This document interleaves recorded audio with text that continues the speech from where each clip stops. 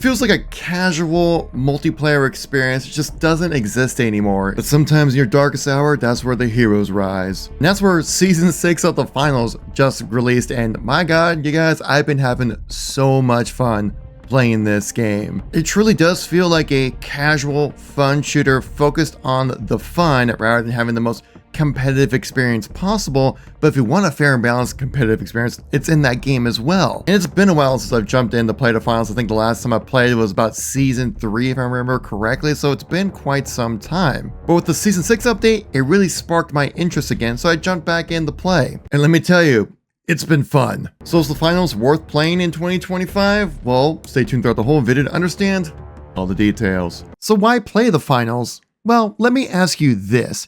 Do you guys remember the Only in Battlefield Moments marketing campaign leading up to Battlefield 4? If you're unfamiliar, players would recall their favorite moments from playing the game, highlighting the fact that you can only have this type of experience in Battlefield.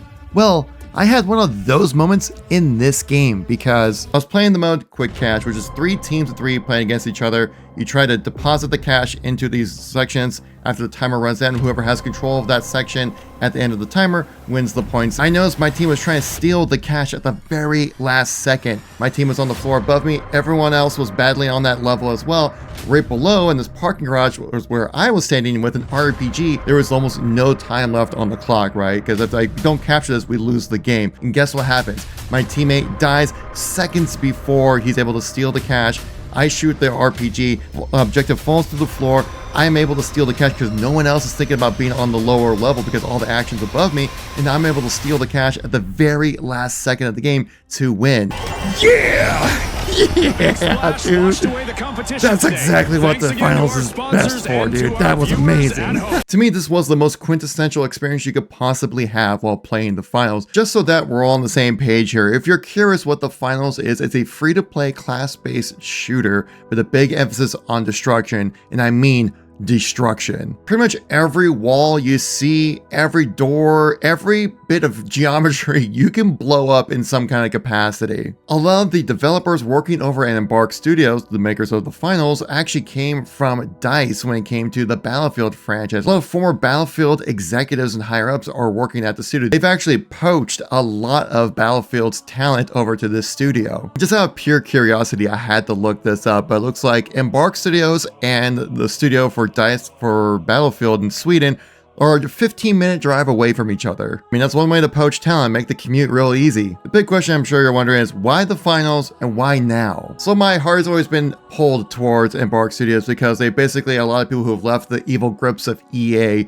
to make their own studio, to make their own shooter. That's something that they probably always wanted to do, but then couldn't do due to the restraints of what Battlefield and EA have put on. And just look at Battlefield 2042. There was almost no destruction on these maps at all, which is a signature of the Battlefield franchise. Compare that to Battlefield Bad Company 2. This video by Random Madness showcases how you can just bring down entire buildings in the game, which is one of the fun parts about it, where you can just completely level areas out. And that definitely has its own issues when it comes to map design, but still, it's fun to be able just to blow stuff up like this. So think of that level of destruction, but the entire map. Unlike other live service games which have a rough launch, they actually had time to cook and make the game better. And with the recent Season 6 update, I think this goes to show that they're hitting their stride of like, okay, we're at a good point within the game, the content there, the security is there, the gameplay is there, that guys, I think it's about time to jump into the play of the finals. What has Embark done to make Season 6 the time to jump in to play the finals? Well, one thing they did is they added in a team deathmatch mode permanently, where previously you had to play objective-based modes, so key mode being Quick Cash, which I think where the game is really truly designed around.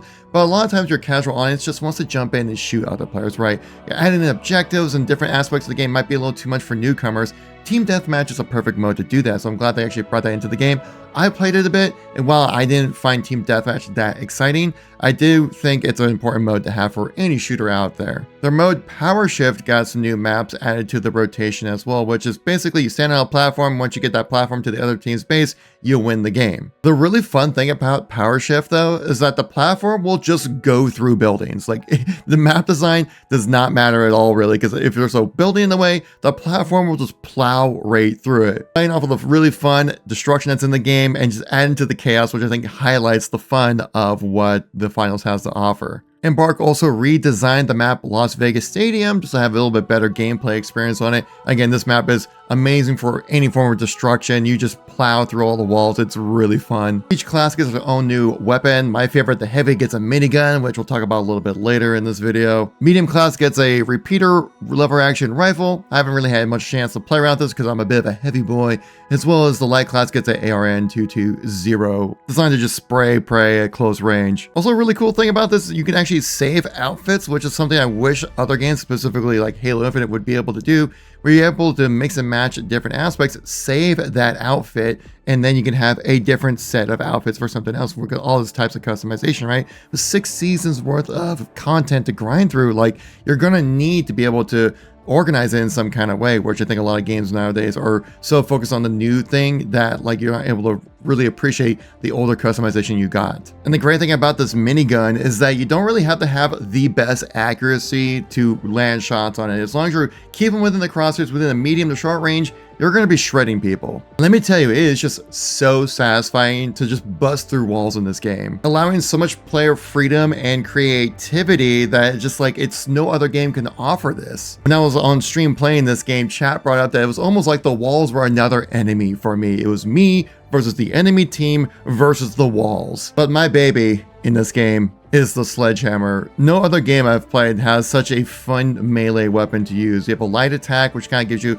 a quick animation, or you can do a heavy attack, which you can use to bust through walls or one tap low health players. There's so many moments when I'm playing this and I'm like playing as the heavy class and I see someone playing as the light class with a little tiny character model. I'm like, oh, that's some fresh meat. That's an easy kill. And you play this game where they're just like frantically running away from you because like, oh no, don't smash. But then you do smash. I also just say the nice thing about this game is the fact that you can buy individual items rather than have to buy an entire bundle, which more games were like this. So say, for example, like lower back, I wanted to buy this fanny pack here. It's actually a part of a bundle that's worth like 1,600 game credits or whatever, but I can just buy that individual item if I wanted that. I wish other games would do very similar things like that. I'm sure many of you might find issues with like the art style in this game because it can get a little wacky, right? I think the weirdest one down here is that you can actually play as a Gundam. I mean, like you can see someone here playing as like a little pink bunny. It's like, why not? I guess like a little onesie, or you could be like a emo goth chick if you want to do that. Or yeah, you can just play as a Gundam,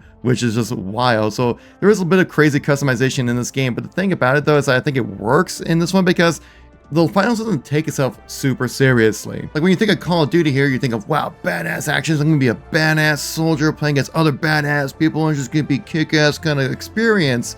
Where that's not really the case anymore, because we're only in season 2 right now of Black Ops 6, and you had the unicorn farts finisher move already, and just some wild customization that's in the game right now just completely like loses the vibe of what they present to you for the game, where the finals knows that they can just kind of play with the fun of the game because that's kind of the intention of it. It's not meant to be like this crazy badass super soldier experience.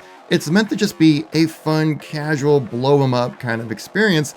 And that's exactly what you're getting with the finals. There's a little bit of like comedy when it comes to this, because like it's just kind of funny to just bust through walls, and you have like this coin sound effect every time you respawn into the game. It just kind of adds like this bit of a charm that no other game really has right now. Another cool thing about this game is that you actually have a chance to save different outfits. You can have different types of builds you want for your character or something like that. Of course, I've only ever spec'd into the heavy because heavy is love, heavy is life right now. But you can customize one, you save each different set. Like that's just, why don't most games do this? And just more people need to play this game, man, because when I was looking at the Steam charts here, you can see that they're kind of peaking right around, like when the season launched right here, around 27,000 concurrent player count on Steam alone. This is on PlayStation and on Xbox as well. So there are a lot more players playing this game beyond just this, but you can see like over the course of last year, like the population has been steady, not crazy or anything. That definitely not like what it was at launch. A lot of people have fallen off from this game, but there still is a dedicated group of people still playing the finals. People are really enjoying it. And with the review score currently sitting around 82% right now, it's still a very solid game. Now let's talk about the future of the finals here, because there are some interesting things that they are going to be doing later on in these seasons, as well as, like we talked about earlier, with the player counts being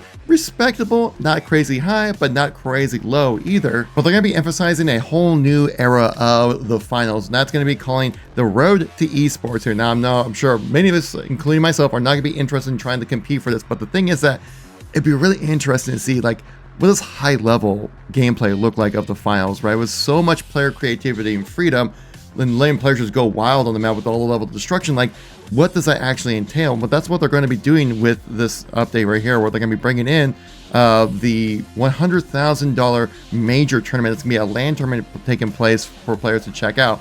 I will definitely sit down and watch this because I'm just going to be like, what's going to happen here? How is this actually going to play out? What's going to be like the cool new meta thing for it to do? I believe this is going to be a Season 8 launch as well, so it's going to be a couple of months down the road, but later on this year, we're going to get some competitive finals, which is going to be really interesting to watch. As someone who enjoys watching a good amount of esports, right? Like, you actually get to learn a lot about what high-level gameplay players are doing to go, okay, I can take that into my own gameplay and possibly improve my own gameplay as well on top of that. So it just seems like the road ahead for the finals is looking pretty good, especially in an era of free-to-play shooters where they launch and then like a month later, they're getting shut down. So take this from a person from a non-sponsored video take, by the way.